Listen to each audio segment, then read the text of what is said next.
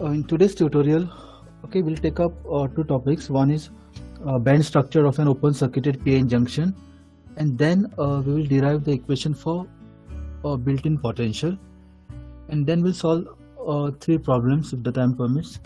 And then I have already attached tutorial sheet 4 for the practice, which you need to submit in 7 days time. Fine.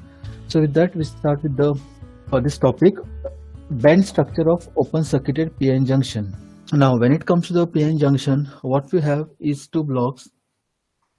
One block is of type P, meaning trivalent impurity, and another block of composed of or consisting of pentavalent impurities. Okay, when they are brought together, it forms a junction. Fine. So this is PN junction. Only when I draw a metallic contact from here, then it is referred to as diode. So here there is a metallic contact, then I refer to this as a diode. This is PN junction diode. Otherwise, it is simply a PN junction. Fine. Next is it is open circuited. Open circuited meaning we are not connecting any voltage across the two terminals. Fine. And now we will try to understand the band structure of open circuited PN junction. So when I'm not connecting any voltage across the two terminals, it so happens that due to the holes being majority charge carriers here, they will try to diffuse into N region. Electrons being a majority charge carriers here, they will try to inject into p-type material. Now, in doing so, these holes and electrons will recombine. Fine. And the moment they recombine, we lose the charge carriers. Fine. And what is left behind is immobile ions.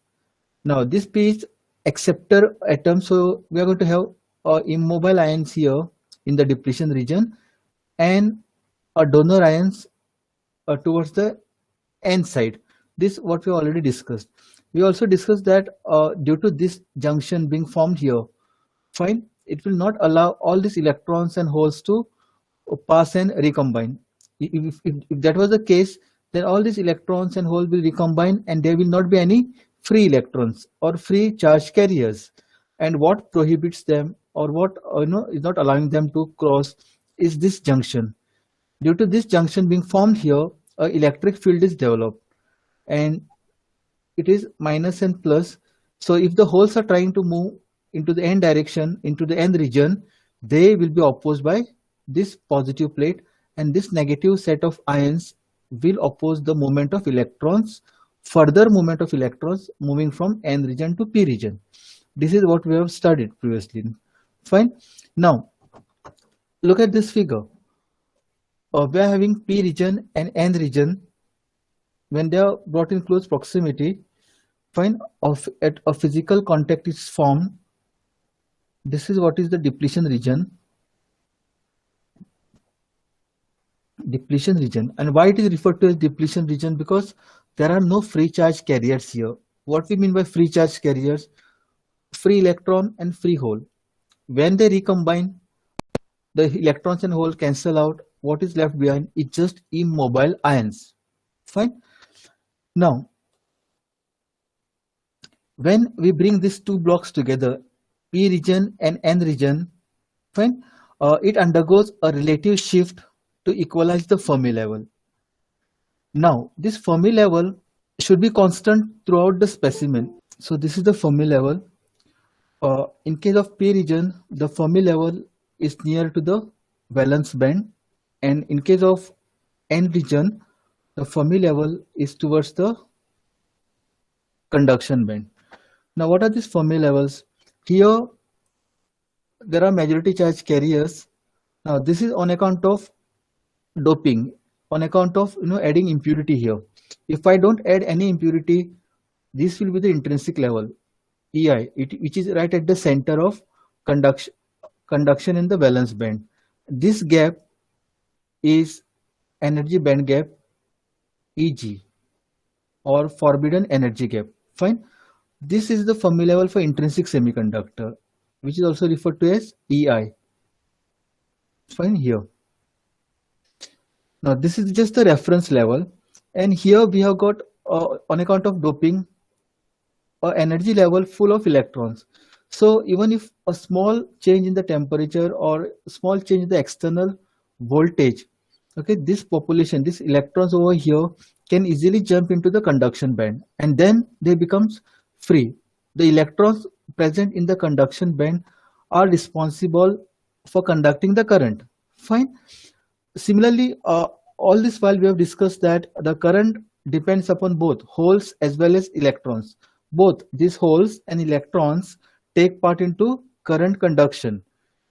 Fine. So here I need to have more number of holes. So when I dope with an impurity of trivalent type, fine, for example, boron or aluminum, it has atomic number 13 and or 5. So there's already a vacancy present in the outermost orbit. So there are holes present here. So in this case, these electrons from the valence band will at a very small excitation will jump into this Fermi level, leaving behind holes. Fine. So finally, what we are able to achieve here, we are creating more number of holes, and here we are creating more number of electrons. Fine. Now it will attain the equilibrium due to the concentration gradient, and that Fermi level has to be constant. This is what is being drawn. So if I want to maintain this at a constant level, there will be a relative shift. For example, if I'm talking about a p-type semiconductor, this is the conduction band. Here, this is a valence band, topmost energy level of valence band and the least energy level of conduction band. Fine. In case of for separating it out, let us write ECP and EVP. And similarly here, conduction band for n-type and valence band for again n-type, EVN. Now, if they are isolated, if they are not combined together, then in case of p-type, we are going to have a Fermi level near to the valence band. Fine. In case of n-type semiconductor, we are going to have Fermi layer near to the conduction band. Okay. And for our reference, we take the intrinsic Fermi level right at the center. Fine. They are right at the center. Now, the moment they are brought together, then so there will be a lateral shift. Fine. So this is how the n region is shifting down. Now, the other way to interpret is this: if the electron has to move from the n region to the p region, then it has to overcome this much of a barrier. The electron from this level has to travel to the conduction band. It has to overcome this much of energy. In case of silicon, it is 0.7. In case of germanium, it is 0.3. Now, the distribution of these electrons and holes in the allowed energy states is dependent on the position of the Fermi level. We have derived one equation for this concentration of charge carriers, electrons in intrinsic as well as extrinsic semiconductors. Now, the equalization of this Fermi level, the red line, what you see in that figure, in the p level and in the p material and the n material of a p-n junction, it is somewhat similar to the equalization of level of water in two containers if they are joined. Fine. So the energy band diagram of the p-n junction is right now in front of you. Here, the Fermi level EF is closer to the conduction band. This is the red line, what you can see here. It is closer to the conduction band. And we are going to mark this as ECN. And here, it is near to the valence band in case of p-type material. So it is very much clear from here that the conduction band is at a higher level as compared to the valence band of the p region. Now let us mark the notations E1, okay, and E2 here. E1 and E2, it indicates the shift in the Fermi level from the intrinsic semiconductor. This dotted line, what you see here right now, is the intrinsic Fermi level, which is right at the center of conduction and valence band. Fine. I hope you people are following this. And this is the Fermi level of extrinsic semiconductors. Now, the total shift will be equal to, let us write this as E naught will be equal to E1 plus E2. So there are two shifts here, E1 and E2, and collectively if I add them up, it will be E naught here. It is shown. I can also write this E1 as ECP minus of ECN and EVP minus of EVM. Now this energy E naught is in electron volt, is the potential energy of the electrons on the p-n junction, and it equals to Q times V naught, where V naught is the contact potential.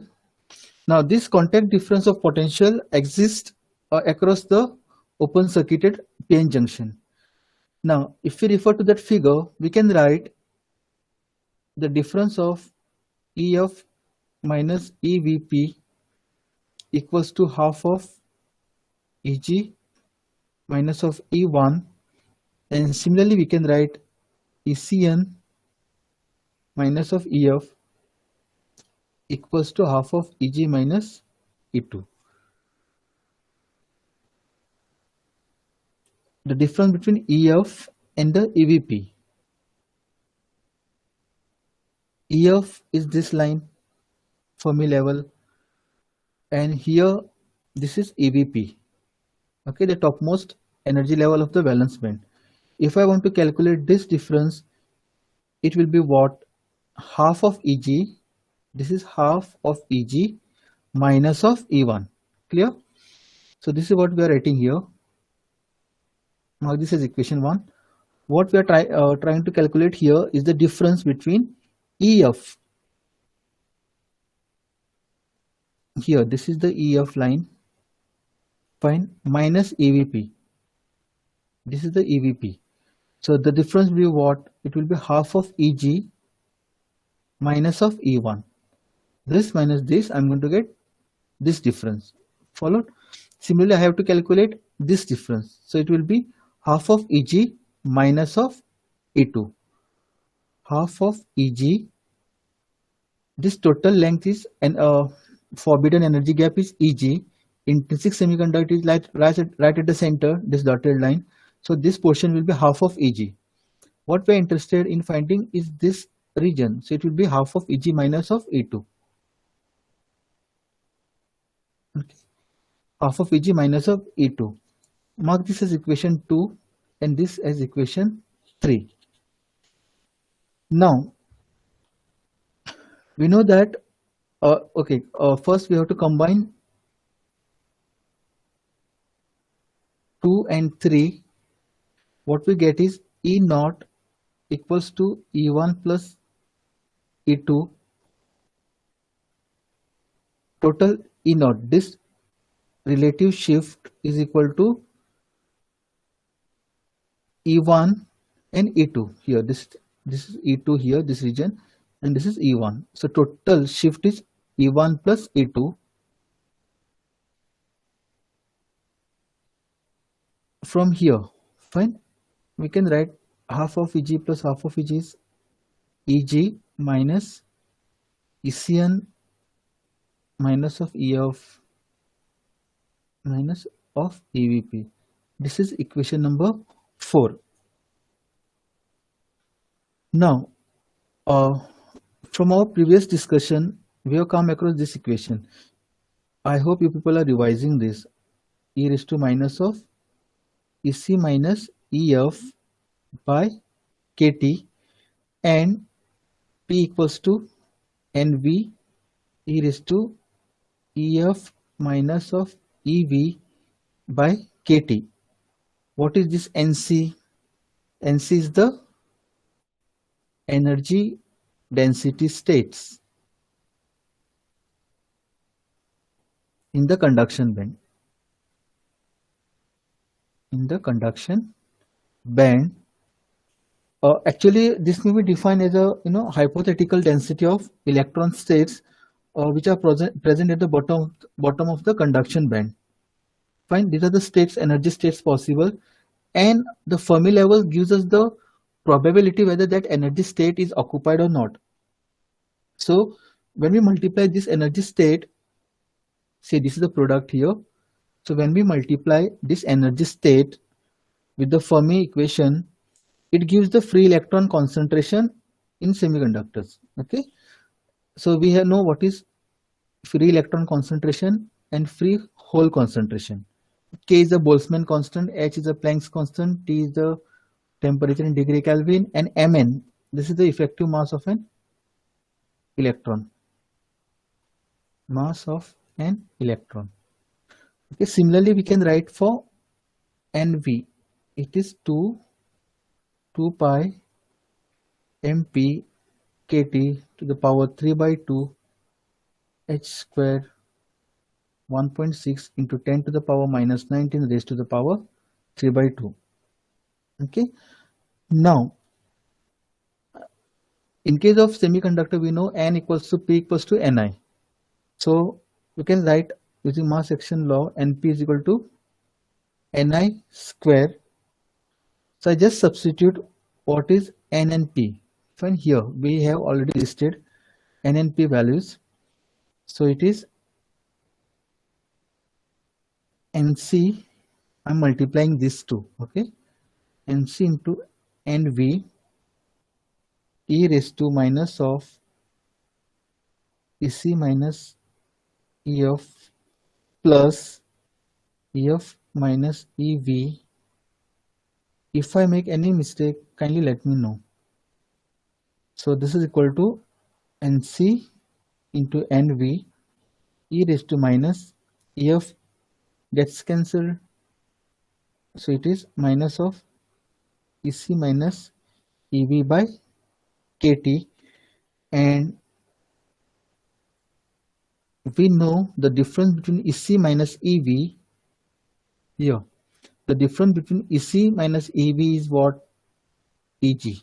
Now from this equation I can comment that the intrinsic concentration Ni, this is intrinsic concentration. This intrinsic concentration Ni, it is independent of the Fermi level. Fine, but it depends on the temperature. See, nowhere here this familial EF is appearing. So I can directly make a statement that this intrinsic concentration Ni is independent of Fermi level, but it depends on the temperature T and the energy gap Eg. And what is Eg? It is Ec minus Ev. Now this equation is valid for both, intrinsic or extrinsic semiconductor. Now what is Nn? Number of electrons in the N region. Electrons in the N region will be equal to what? It will be equal to the donor ions. Higher number of donor ions will be equal to the number of electrons. That's what each electron is giving away one electron. Each atom, donor ion, is giving away one electron. So if I'm having 10 to the power 15 Nd, that means I'm going to have that many number of electrons. Fine. And similarly for p-type material I'm using EVP, and for n-type material I'm using ECN. Try to understand the difference. This N is for n-type material, and here EVP. For p-type material I'm using it as EVP. KT V by PP. Why? Because the acceptor concentration is equal to whole number of holes in P region. We are trying to find out the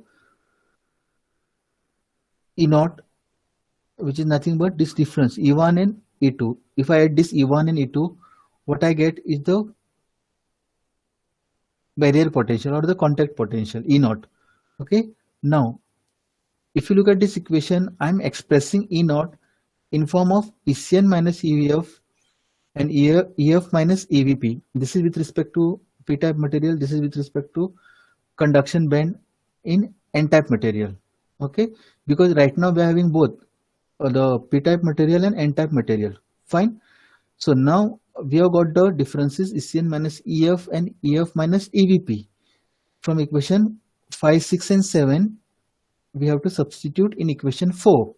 So that will get us equation E naught KT natural log of NC NV Ni square minus natural log of NC by ND log of NV by Na. So I can write this as KT natural log NC NV Ni square divided by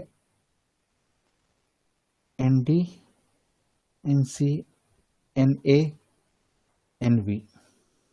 So E naught equals to KT natural log of ND Na upon Ni square. Now what is ND? It is the concentration of donor atoms, which is given in the problem statement. This is the concentration of acceptor atoms. Ni is the intrinsic concentration. Now, as E naught is Q times V naught, then we can define the contact difference of potential or barrier voltage as V naught, fine, equals to E naught by Q. This implies V naught equals to KT by Q natural log of Na ND by Ni square. So this completes the derivation. So what this equation tells you, the barrier voltage depends on K, that is the Planck's Boltzmann constant,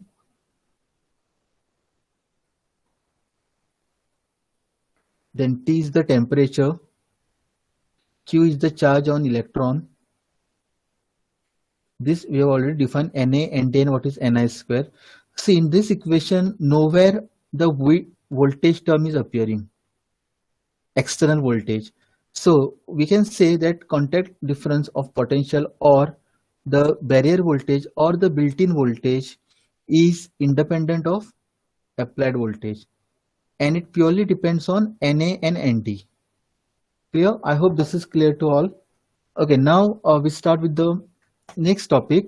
So one is uniformly doped with the trivalent impurity. This is trivalent impurity. This region is doped with pentavalent impurity. This is the other way to understand the same concept, fine. So the concentration here on P side is Na, donor atom concentration, sorry, acceptor. Holes are accepting the electrons, so it is referred to as acceptor. Here these atoms are donating the electrons, so they are referred to as donor atoms or donor ions. Fine.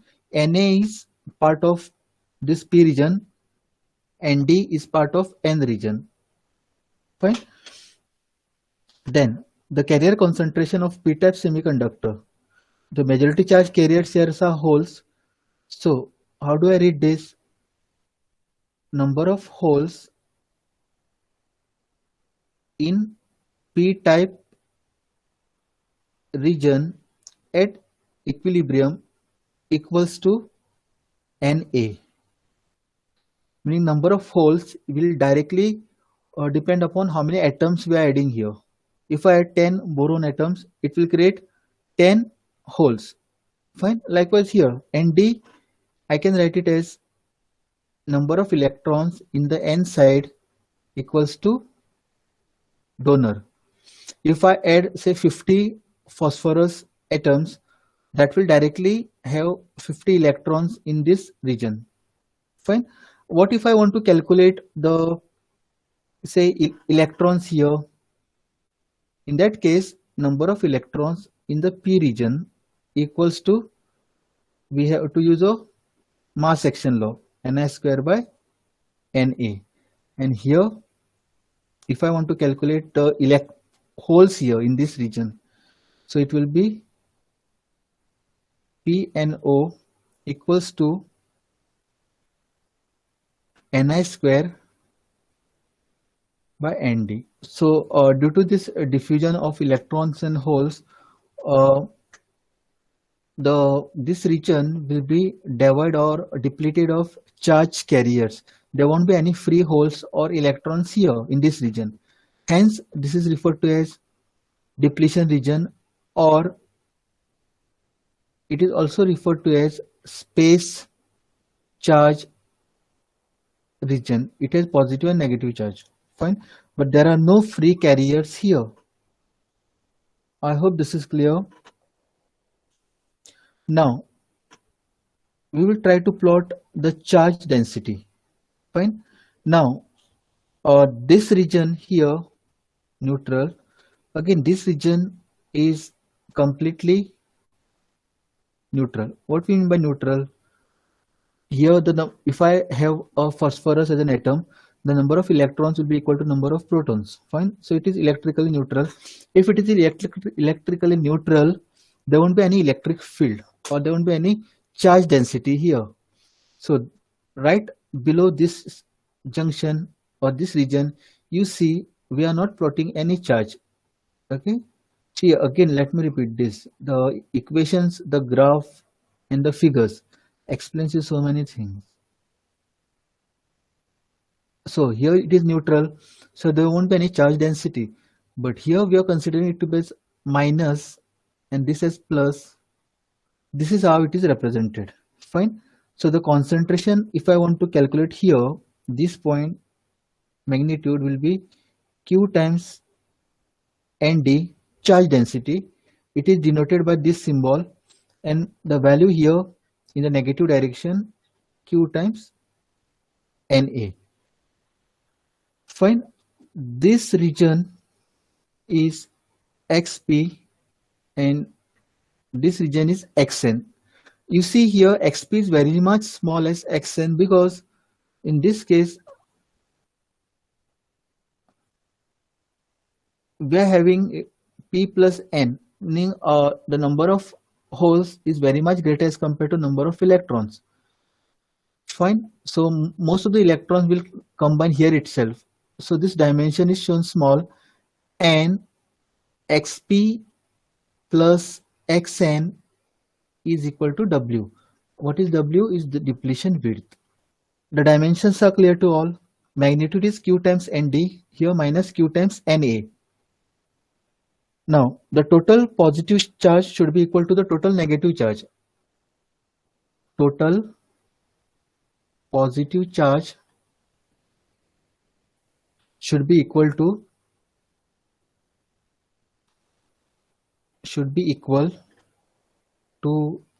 total negative charge, because before forming the junction, both P region and N region in isolation were neutral. Only when they are brought together in close proximity with each other, in physical contact with each other, then due to the diffusion of holes and the electrons from both the ends, that middle region, the region in the neighborhood of the junction, gets depleted of the charge carriers. If you look at this first figure, those who are still finding it difficult to understand, The current depends upon the flow of electrons and the holes. Fine. Here the majority charge carriers are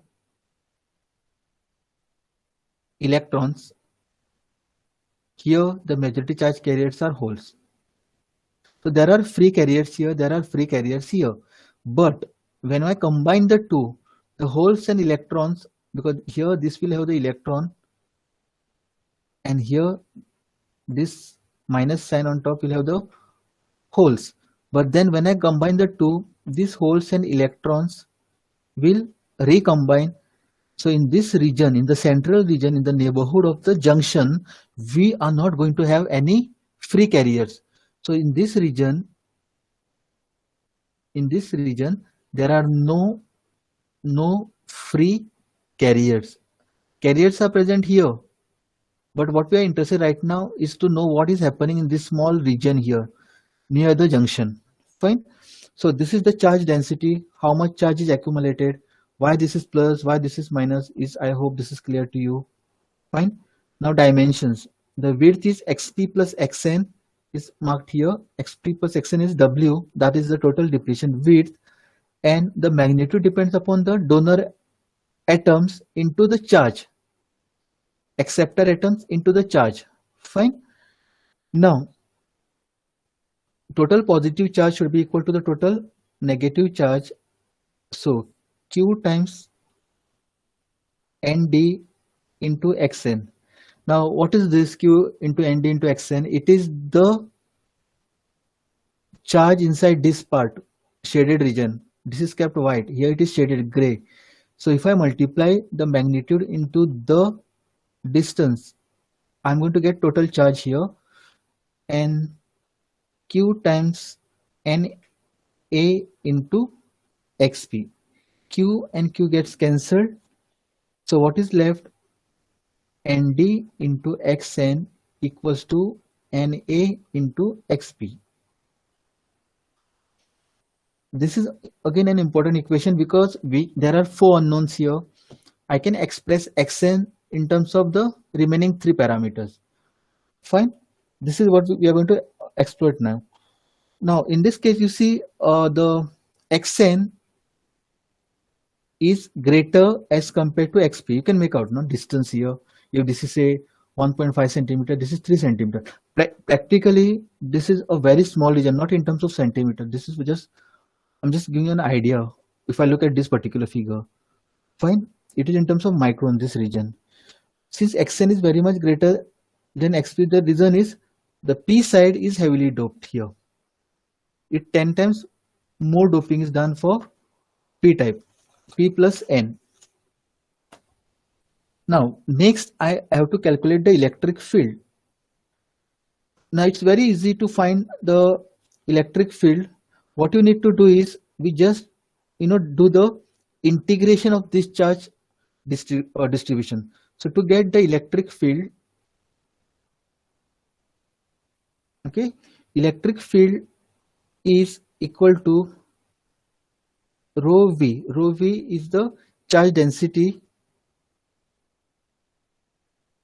divided by, this is epsilon, depends upon the make of the semiconductor, type of the semiconductor, into dx. So if I want to calculate the electric field which is present here in the depletion region, what I need to do is just do the integration of this charge distribution. Now looking at the function, we can easily find the area. Now we start integrating from here. It is 0. From here on, as we start integrating, the area will get added to the negative region. See here, I am taking the integral of this, so area will get added to the negative region, and then as we go to this positive end, then the value of electric field will increase, which means it goes up. And when it reaches Xn, the electric field, Xn is this point. When it reaches this point, Xn, the electric field is again 0. Why? Because this is neutral region. This is completely neutral. This is completely neutral. This the region what you see in the center, that is the depletion region, they are completely ionized. This portion is completely ionized. Fine. So electric field will exist here. So how do I got this electric field from this equation? What is the meaning of this equation? I'm just integrating. Integrating meaning I'm adding the area under the curve. So if I start from here, by the time I reach here, it will be maximum, and we are going to negative direction. Fine. To this negative portion, we are adding the positive part. So what will happen? If we are adding some positive quantity to a negative value, the effective strength of this negative will start to decrease, and by the time it reaches xn, it will be completely zero, because from here on we don't have any electric charge. Fine, it is completely neutral. Now this value, the maximum value, is important. Emax is many times this is asked in the exams. It is q times na xp by epsilon. Now the reason why we get this electric field negative is because the electric field is actually pointing from n to p side. This we have covered in the class. This is minus, this is plus. So the electric field is pointing from n to p side, and we are traveling in this direction. We are starting from here. Fine. So we are integrating from p side to n side, which means the electric field is negative with respect to x. We are moving in the direction opposite to the conventional system which is used here, from plus to minus. I hope this is clear. Fine. Now the maximum electric field is Emax. The sign is not important. Q na xp by epsilon, or q times nd xn by epsilon. Okay. Now what is left? We have to calculate the voltage here. That is electric potential is minus of E dx. This is the formula what we are having. Fine. Now how do I interpret this equation? We are integrating. As I said, integration means what? We are just adding. So again we are going to apply the same logic here for finding the integral, and to find the integral is to find the area. Now here we are having this electric field.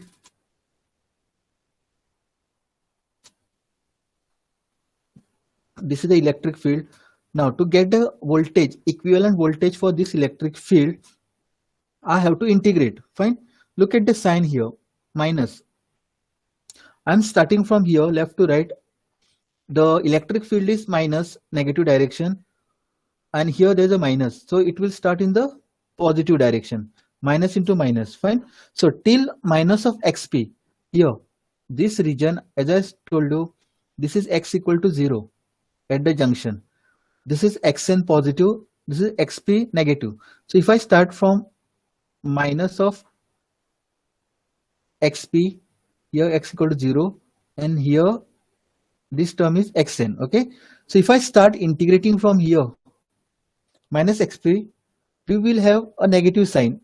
So it will rise in the positive direction because we are multiplying this negative region with this negative sign. Fine. So after xn, again after here, from here after xn, the area will not increase. Why? Because we don't have anything to multiply. Simple reason. And from here on the potential is going to remain constant. So this part is clear to everyone. Here it is 0 because there is no field. Here it will remain constant because it will not add any field of its own, because it is a completely neutral region and it will not add any electric field. This is clear. I think this is also clear to everyone. Why are we moving in the positive direction? Because this area is minus, negative direction. We are multiplying with minus. Now integral. Fine. Now how do I do this integration? This VBI the built-in potential is actually the area under the curve. So area under the curve is what? In this case for triangle it will be half into base into height. Fine. Now VBI equals to half. What is the base? Base is XP plus XN. Total W here I have written right at the top. XP plus XN. So this is the total depletion region into height. What is the height? Written here. E max is how much? Either we can use this equation or this equation. Fine. So let me write this as Q ND XN by epsilon. So this is the barrier potential. Now we can write this in terms of W rather than writing it in terms of Xn, because we have to finally calculate what is the value of W. What is W? Is the depletion width. So far what we have got is VBI equals to half XP plus XN Q ND XN by epsilon. Okay, this is the equation what we have got. Now the objective is to find the depletion width W. What we have actually calculated so far is the barrier potential, that is VBI, and we also calculated maximum electric field. These problems are typically asked for 7 to 8 marks. Electric field, the maximum electric field is this equation. Fine. This is the equation for built-in voltage.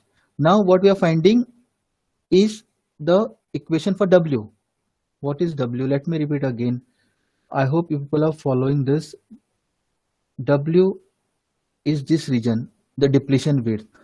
It is, in simple words, XP plus XN. Okay. Here this is minus of XP and this I'm marking as XN, and this region is X equal to 0. Okay. So ND into XN equals to NA into XP. From where I got this equation? Here. The total positive charge equal to total negative charge. Charge gets cancelled. What I am left with? This equation. Fine. So I'm borrowing that equation here. Fine. Now, as we know, Xn plus XP equals to W. Fine. This is what? Or depletion width. Fine. Now I can write this XP in terms of Xn. Fine. So Xn plus ND by NA into Xn equals to W. So what I have done here, I have got rid of XP. Fine. So I can write Xn equals to W NA upon NA plus ND. And similarly, now in this case, NA is very much greater as compared to ND. Now substituting the value of Xn in equation of this VBI. Fine. What we can write is VBI half XP plus XN is W divided by epsilon. Okay. And then Q ND, then Xn, the value of Xn is this, what I've got, W Na upon Na plus Nd. And from here I can get this is W square, W into W, W raised to the power 2. So I can get the value of W as 2 E naught ER VBI into 1 upon Na plus 1 upon Nd raised to the power half under square root of this. Here this E epsilon is E naught into ER relative permittivity. These values are typically given in the problem statement, so not bothered much about this E naught and ER. So finally we have been able to calculate the value of W. Look at the title header here. Space charge width, that is the depletion width. W we are able to calculate, and electric field E max, or we have calculated using this derivation. Now to calculate the W, remember we have to always first calculate VBI. Fine, because here width is directly proportional to VBI.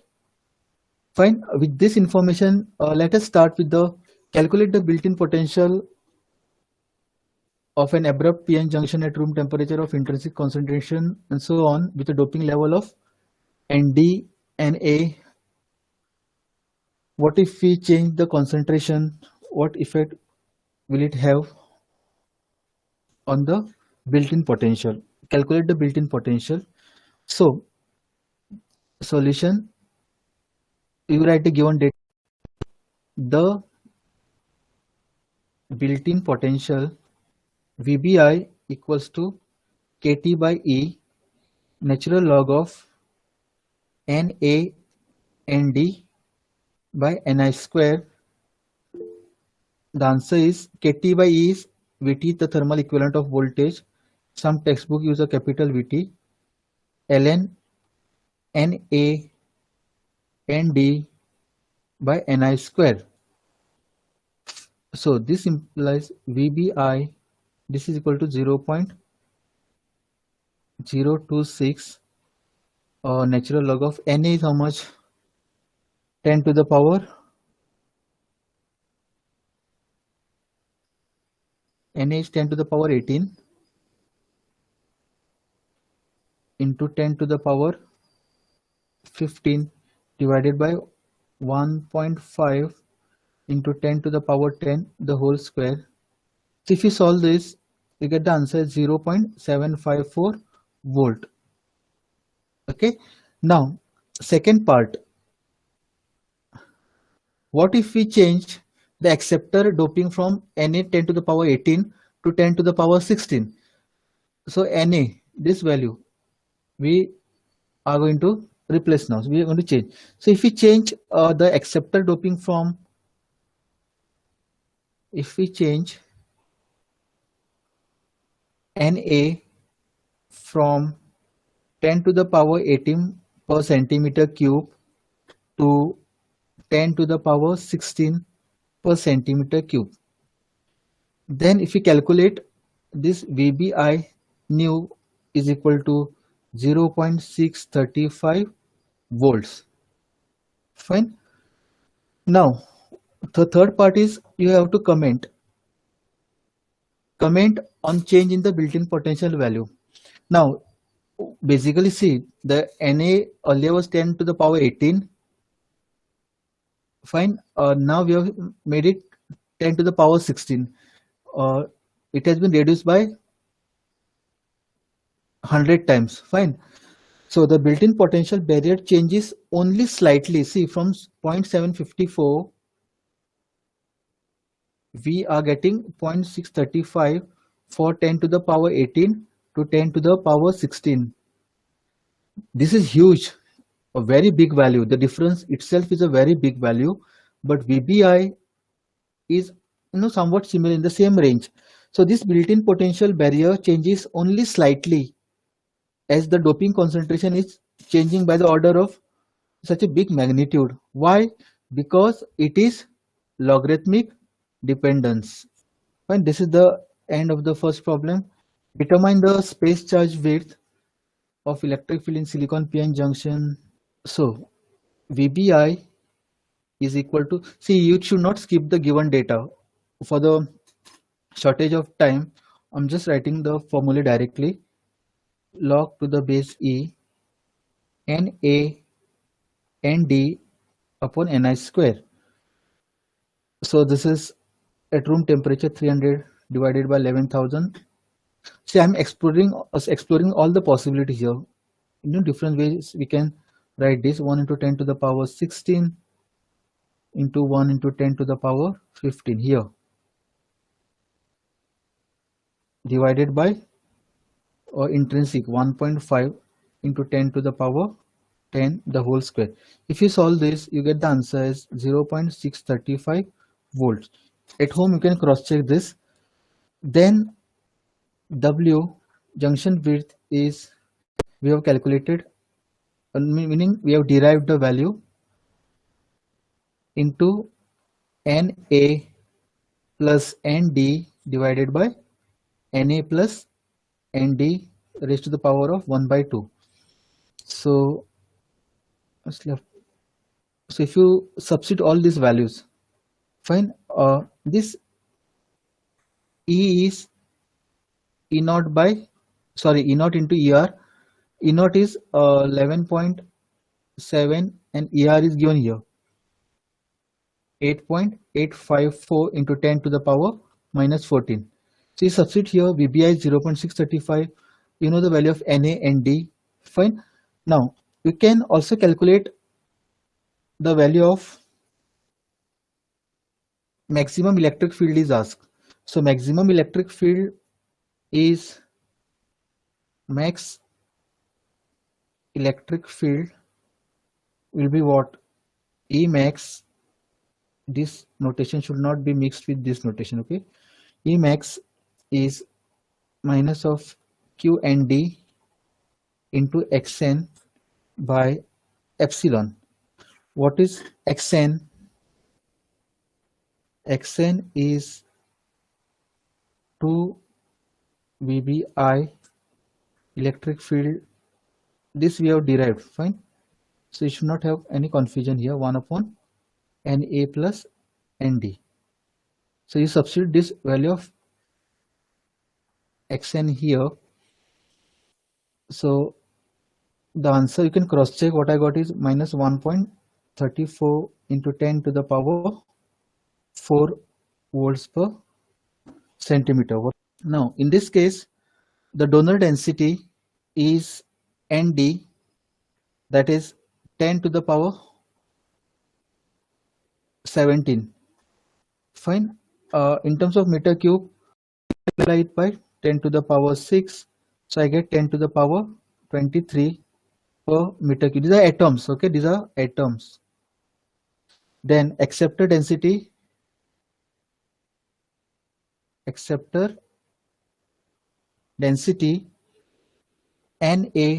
is 0.5 into 10 to the power 16. 0.5 into 10 to the power 16. I want to get it in terms of meters, so multiply it by 10 to the power 6. So 0.5, add this up, 10 to the power 22 atoms per meter cube. Fine. Permittivity, the value of E is E naught into ER, and the charge of an electron is 1.6 into 10 to the power minus 19. What is asked? If no external voltage is applied, if I don't apply any external voltage, what is the junction width? What is asked is W. Fine. For the first part, junction width 2 times EVBI 1 upon Na plus 1 upon Nd. This you can solve. You should get the answer of 0.403 into 10 to the power minus 6. I had made a statement, it is in terms of centimeter. That is just for your understanding. See, look here, how much is the size of that junction width. Now, why I kept you waiting is for this reason. What if we apply external voltage of minus 10 volt? From the theoretical background, you know, if I apply the negative voltage, it is reverse bias. If it is reverse bias, the depletion region increases. Now, how do I accommodate that change in this particular equation? Second part, when external voltage external voltage of minus 10 volts is applied. Okay, the junction voltage VB or VBI will be equal to V naught minus V, and here he has given earlier it was 0.7 volts minus how much we are applying this volt. This is minus of 10. It's fine. So minus of 10. So this is 10.7 volt. Meaning, if I write the junction width, then it is 2 into 8.85 into 10 to the power 11 into 10.7 divided by 1.6 into 10 to the power minus of 19. 1 upon NA is how much? 10 to the power 23 plus 1 upon N is 0.5 into 10 to the power 22. It is 1.576 into 10 to the power minus 6 meters. So you can check out when I don't apply no bias. When we don't apply any bias, this is the junction width. It is 0.403. But if I apply the bias, it has increased. So if this is the PN junction, if I don't apply the reverse bias, this will be the width. But if I apply the reverse, then this depletion width increases. With that, we have come to the end of this tutorial session. Tutorial 4 problems are also uploaded in the PDF format. So solve this, and within the next week you can submit it as well. With that, let me stop this presentation. Thank you.